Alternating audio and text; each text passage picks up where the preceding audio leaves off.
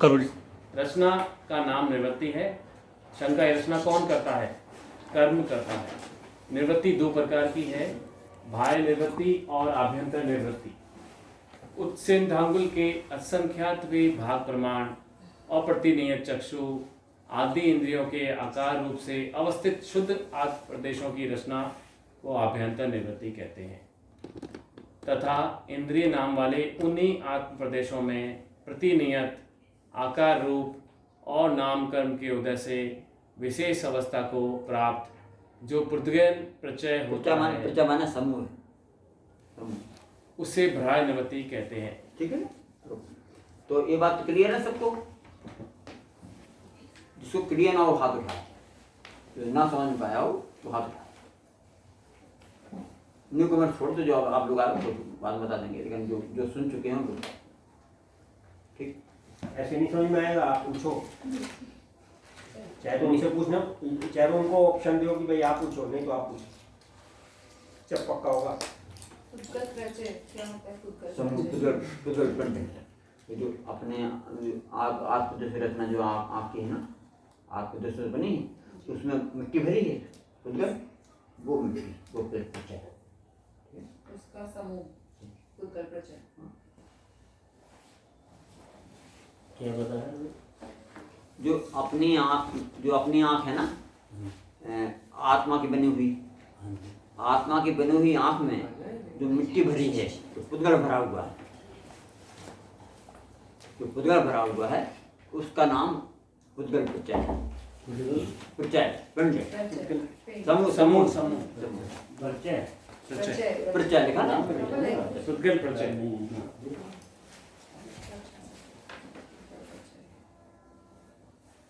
ये है मिट्टी का, माने ये हो गया पौधगलिक बाह्य। आंतरिक क्या? जो अपने आत्म प्रदेश से बनी हुई चीज है, वो चाहे वो उपकरण रूप हो, चाहे वो इंद्रिय रूप हो, इंद्रिय रचना हो, चाहे वो कवर हो, है सब वो अपना बाहर का पुद्गल। जो निवृत्ति का उपकार करता है उसे उपकरण कहते हैं। निवृत्ति के समान यह भी दो प्रकार का है, आभ्यंतर और बाह्य। ठीक है ना? बस छोड़, इतनी बात क्लियर है। ये आचार्य कौन है? सर्वासिद्धि वाले, किसी को बता पाएगा? सर्वासिद्धि ग्रंथ किसका लिखा हुआ है? देवसेनाचार्य का है क्या? श्रीमदाचार्य पूज्यपाद आचार्य नहीं पूज्यपाद का है, पूज्यपाद। हाँ, आ जाए। ठीक है, आपने सर्वासिद्धि देखी, अब हम दूसरा ग्रंथ निकालते हैं।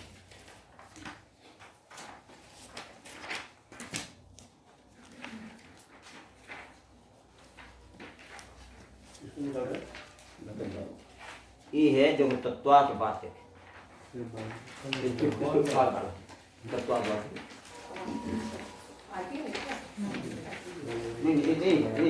नहीं श्लोक बात है। आगे आगे ये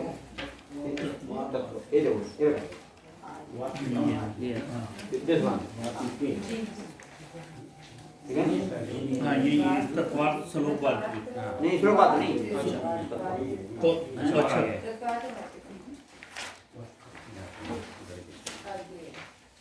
क्या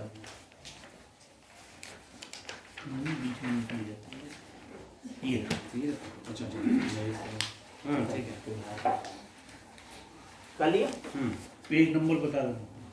355।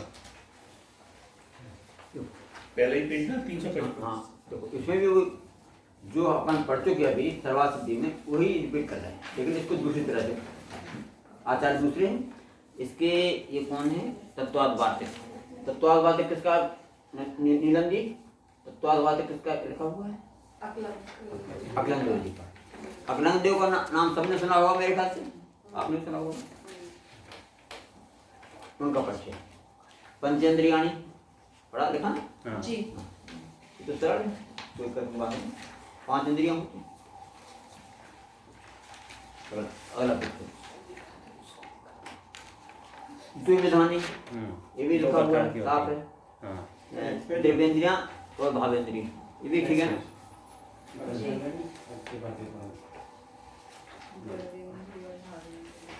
मिल गया ना? द्विविधानी का हो गया, इंद्रिय 2 प्रकार की हैं, देवेंद्रिय और भावेंद्रिय। अब अगला सूत्र पढ़ते हैं। हाँ पढ़ो बेटा। निवृत्ति निर्वृत्ति उपकरणों द्रव्येंद्रिय जो सूत्र वो सूत्र वही है, अब उसका अर्थ दो। निवृत्ति और उपकरण के भेद से द्रव्येंद्रियां दो प्रकार की हैं। निवृत्ति और उपकरण के भेद से इंद्रियां दो प्रकार की। नामकरण से जिसकी रचना हो उसे निवृत्ति कहते एक हैं। वहाँ भी पढ़ के आए थे, बात हुई है ना। वही निवृत्ति बाह्य और आभ्यंतर के भेद से दो प्रकार की है। यही बात क्लियर है आप सबको कि निवृत्ति जो रचना है वो दो प्रकार की, आभ्यंतर और बाह्य। ठीक, उसे सुसेन जी क्लियर है ना बात? चलिए। उसे धांगुल के असंख्यात प्रभाग प्रमाण विशुद्ध आग प्रदेशों की चक्षुर आदि के आकार रूप से रचना अभ्यंतर निवृत्ति है। बिल्कुल है, एकदम साफ सुथरी बात है ना। आचार्य आचार्य भी यही बोल रहे, ये आचार्य भी यही बोल रहे, ठीक है। अर्थात आत्म प्रदेशों का चक्षु आदि के आकार का रूप होना, आकार रूप होना नाम कर तो कितनी बात स्पष्ट है कि आत्म प्रदेशों का चक्षु आदि के आकार रूप होना, ठीक है ना, साफ सुथरी बात है ना कि आत्म प्रदेशों का चक्षु आदि के रूप से रचना बनना। चित्रा जी क्लियर है ना, बात पकड़ में आ रही कि अपने आत्म प्रदेशों की रचना इन इंद्रियों रूप होना, ये आभ्यंतरण की, ठीक है। नामकरण के उदय से शरीर उद्गल्पों की इंद्रियों के आकार रूप से रचना होना बाह्य निवृत्ति है। ठीक, ठीक है, क्लियर। चलिए अब एक आचार्य और लेते हैं।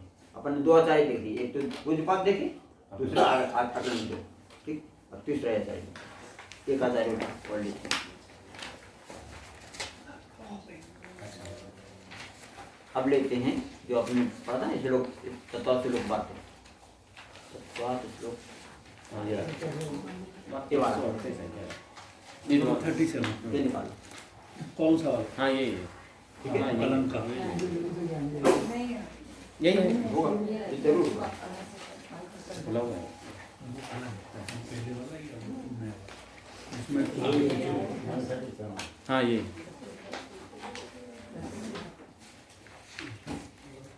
अच्छा, ये आचार्य विद्यानंद टीका तो तत्व सूत्र की ही है।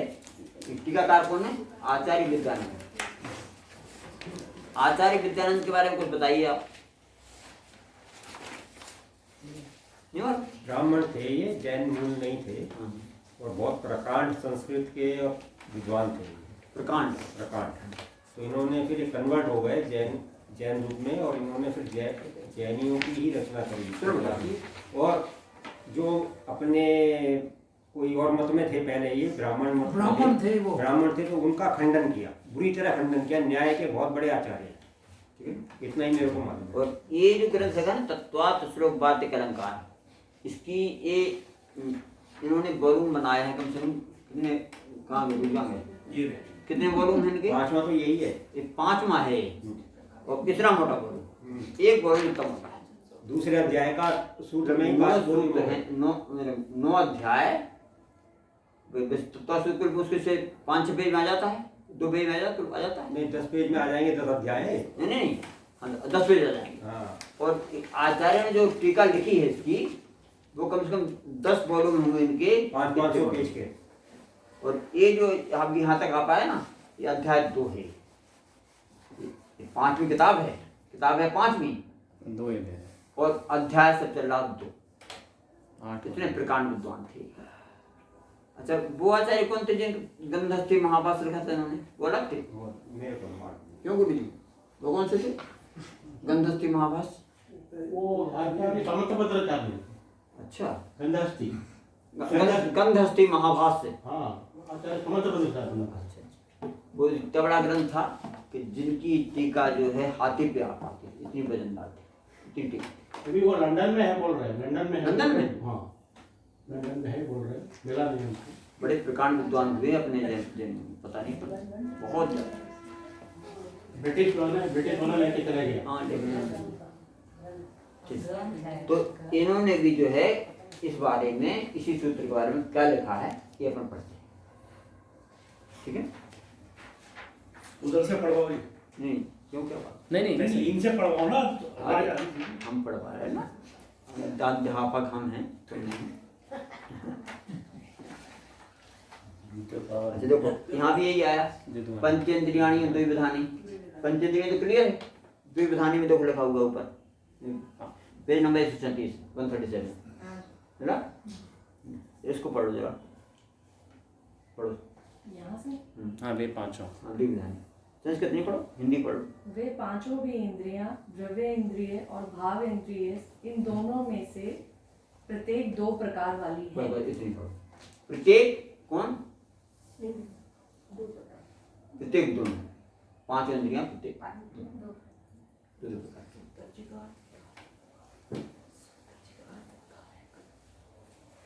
द्रव्येंद्रिय और भावेंद्रिय, इन भेदों से प्रत्येक दो प्रकार की हैं।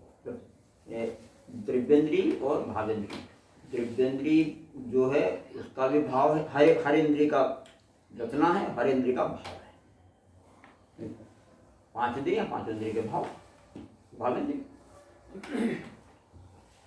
अब देखो फिर वहीं आ गए अपन लोग, निर्वृत्ति उपकरण द्रव्य, सबसे नीचे है ना, निर्वृत्ति उपकरण द्रव्य। अब इसको नेक्स्ट पेज। एक एक ढूंढे थे ना,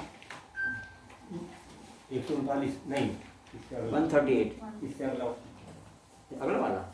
मैं अगला वाला ढूंढ रहा था। इसमें तो कुछ आए, जो चीज इसमें है वो इसी में सब कुछ। चलो चलो।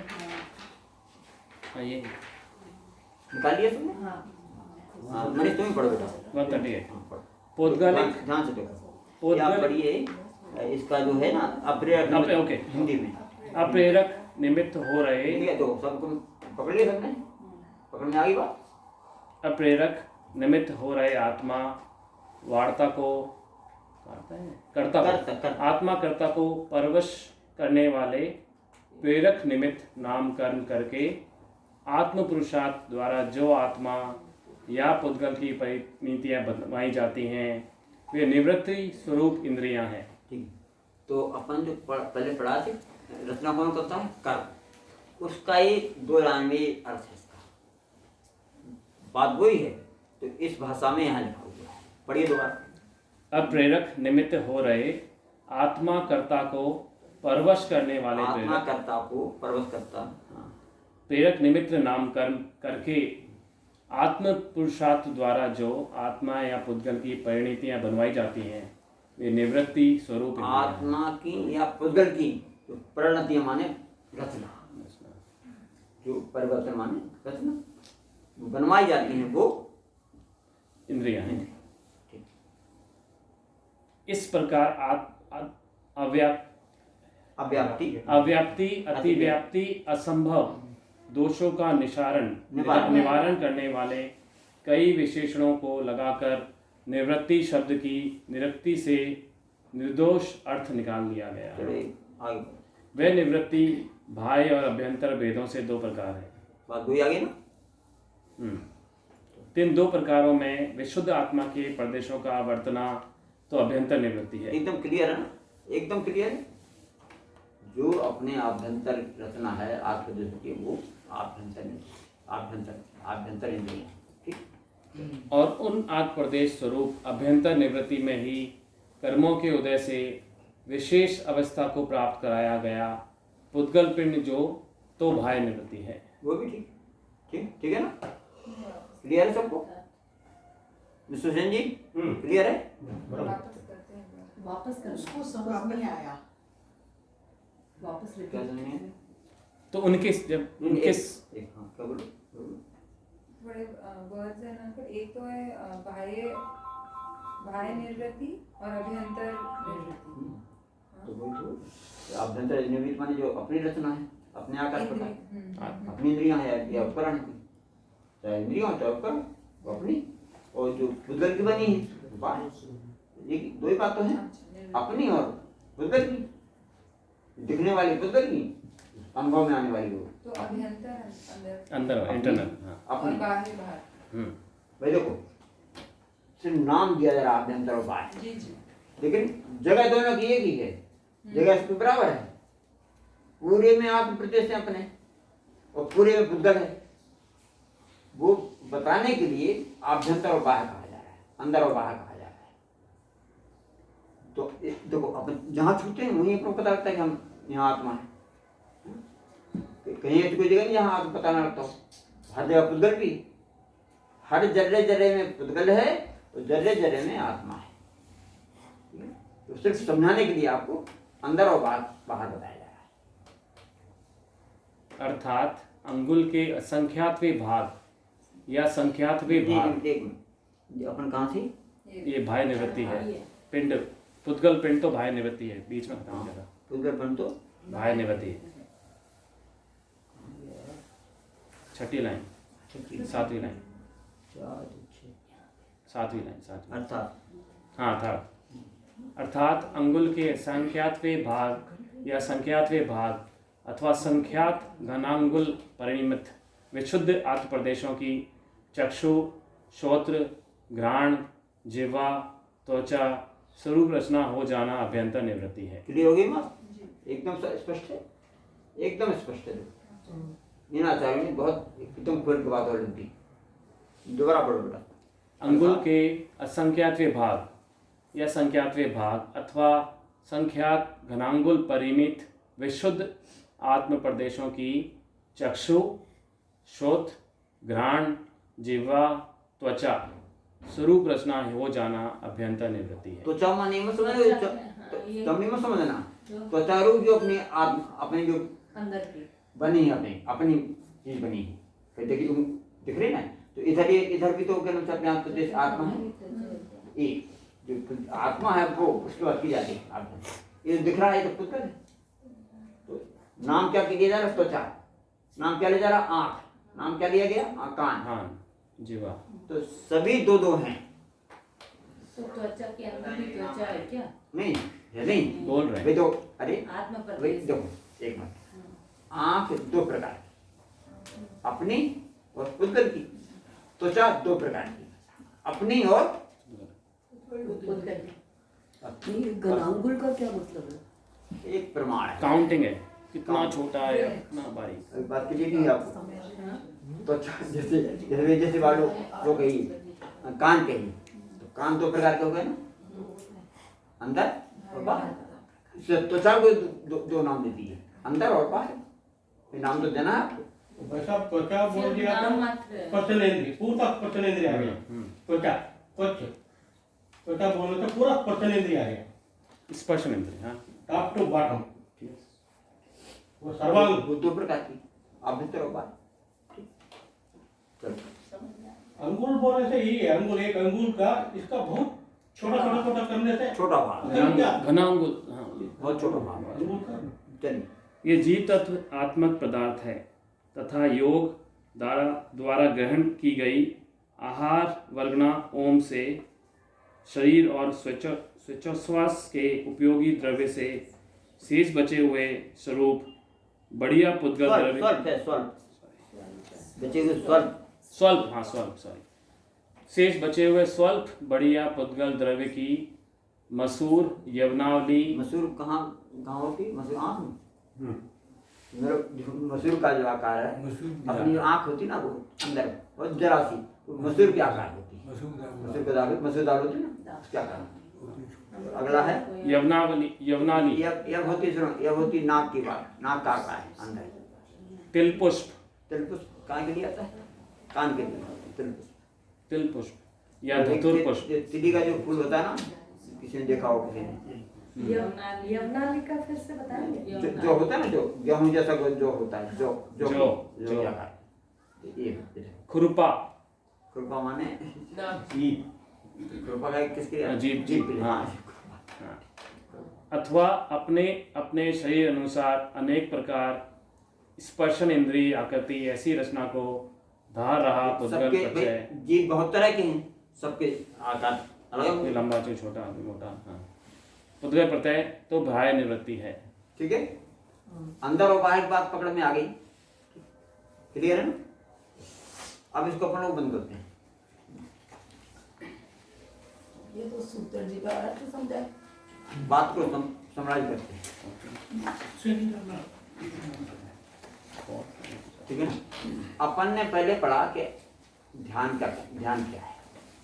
फिर पढ़ा अपन ने कि आचार्य ने क्या विधि बताई है। आँख नाक कान आदि पे जाओ तो ध्यान, ये बताया। आँख पे जाओ, कान पे जाओ, पाँव पे जाओ, मुंडी पे जाओ, ये अपन लोग करते रहते हैं। ये ध्यान की विधि बताई। आचार्य नाम हमने सब बताया, बड़े बड़े आचार्य नाम बताया। आचार्य जनसेन हैं, आचार्य अकलंग देव हैं, आदि आदि 20 आचार्य और हैं गुरु जी के पास। और ये नाम पुद्गल के हम लोग मानते हैं। ये नाम किसके मानते हैं? हम लोग पुद्गल के मानते हैं। ठीक है, अब अपन ने पढ़ा इसके बारे में कि ये नाम पुद्गल के नहीं है, ये नाम हमारे हैं। पढ़ा ना अपन आभ्यंतर रचना चित्रा जी, स्पष्ट हुई। ये नाम हमारे हैं, पुद्गल के नहीं है। कोई कह नहीं है तो नाम सब पुद्गल के हैं, ये ध्यान कैसे हो जाएगा? तो जो विरोध हो रहा है इस बातों को तो हो रहा है, ये सब पुद्गल की बात कर रहे हैं आप। बड़े बड़े पंडित इस बात को नहीं पकड़ पा रहे हैं। ये पंडित कोई नहीं पकड़ पा रहे। क्यों? ढंग से पढ़े नहीं, उन्होंने अनुभव नहीं किया। तो कृपा का समझो, गुरु जी के पता नहीं कहाँ से भगवान अपना भाग्य था, जो बात निकल के आ गई। बात निकल के आएगी तो निकलती नहीं। तो अब क्या कि जो आचार्यों ने नाम दिए हैं पुद्गल के, वो पुद्गल के नहीं हैं, वो हमारे हैं, हमारे। तो अब अपन ध्यान करते भी हैं, अपन ध्यान करते भी हैं तो नाम लेते ना अपन। तो नाम लेने में भी क्या नाम से कहीं, जैसे अपन अभी आँख बंद करो, सब लोग 2 मिनट को आँख बंद करो, 2-4 मिनट को आँख बंद करो, बोलते हैं।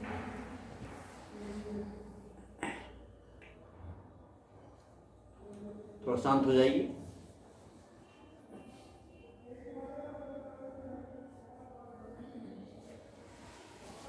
अपनी आंखों को बंद करें और आंखों को ही देखें। फोकस करें अपनी आंखों को, आंखों को ही देखें, अनुभव करें आंखों को।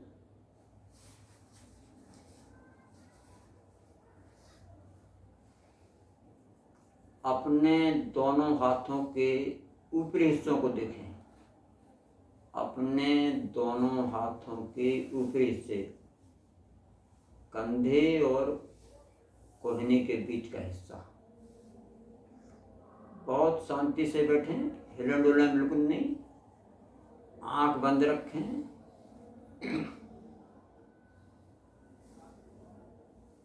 अपने दोनों हाथों के ऊपरी हिस्सों को ध्यान से देखें, अनुभव करें।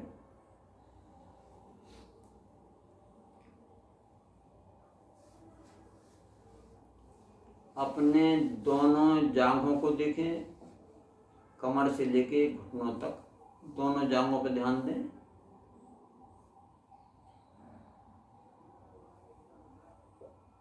बोथ थाइज,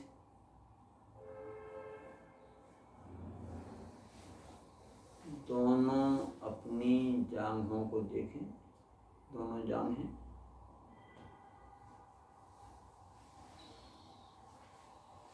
दोनों पिंडलियों पर आए, दोनों पिंडलियों पर ध्यान दें।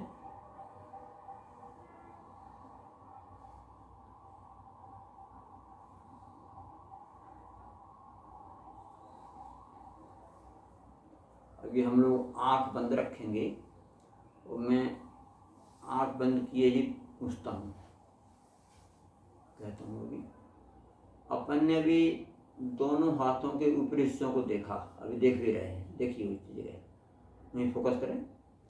तो यहाँ अपन को क्या अनुभव में आता है? ना तो खून यहाँ पर, तो वैसे पुद्गल रूप में खून है, हड्डी है, मांस है, लेकिन अभी क्या नजर आ रहा है? कुछ दिखते नहीं यहाँ पर, लेकिन अनुभव तो आता है। और हम वहाँ पहुँच भी गए, हम वहाँ पहुँचे भी हैं और हमें अनुभव कुछ हो रहा कि हमें आराम है। आँखों में पुद्गल है, मांस है, खून, सब कुछ होगा, लेकिन हमें कुछ नहीं दिख रहा है। लेकिन अनुभव तो आ रहा है, हम वहाँ पहुँचे भी हैं और कुछ अनुभव भी हो रहा है। तो जो अनुभव हो रहा है वही हम है। वो हमारी ही स्थिति है, हमारी अवस्था है। अपन ने जांघों को देखा, जांघ भी पूरे मांस के पिंड हैं, हड्डी भी है, कुछ नहीं दिख रहा है, लेकिन हम वहाँ पहुँच भी जाते हैं और वहाँ पर हमको आराम भी है, नजर आ रहा है। बहुत आराम, इस समय हमको बहुत आराम, कष्ट नहीं। अब अपन वो आँख खोल लेते हैं तो बात करते हैं। आँख खोल लीजिए, ठीक है ना। तो ये जो हम वहाँ पहुँचे, जिस चीज़ को हमने अनुभव किया, वो तो आचार्य ने इसी का इशारा किया है। नाम वही है, नाम दोनों अंदर और बाहर के एक हैं। संसार में नाम व्यवहार करने के लिए हम नाम लेते हैं, सांसारिक व्यवहार करने के लिए हम आँख नाक नाम का नाम लेते हैं। ध्यान करने के लिए अपनी जगह पहुंच जाते हैं, उसी के सहारे पहुंच जाते हैं। जीव सभी हैं, सभी जीव हैं, लेकिन बोलो सभी जीव हैं तो फिर नाम क्यों रखते हो? भाई व्यवहार करना ना, अंजना, रंजना, मनीष, चिन्मय वगैरह वगैरह, कैसे बोले? जीव तो सभी। उसी तरह से इसका, ठीक है, समाप्त करें। भाई साहब कंक्लूड करेंगे। संजय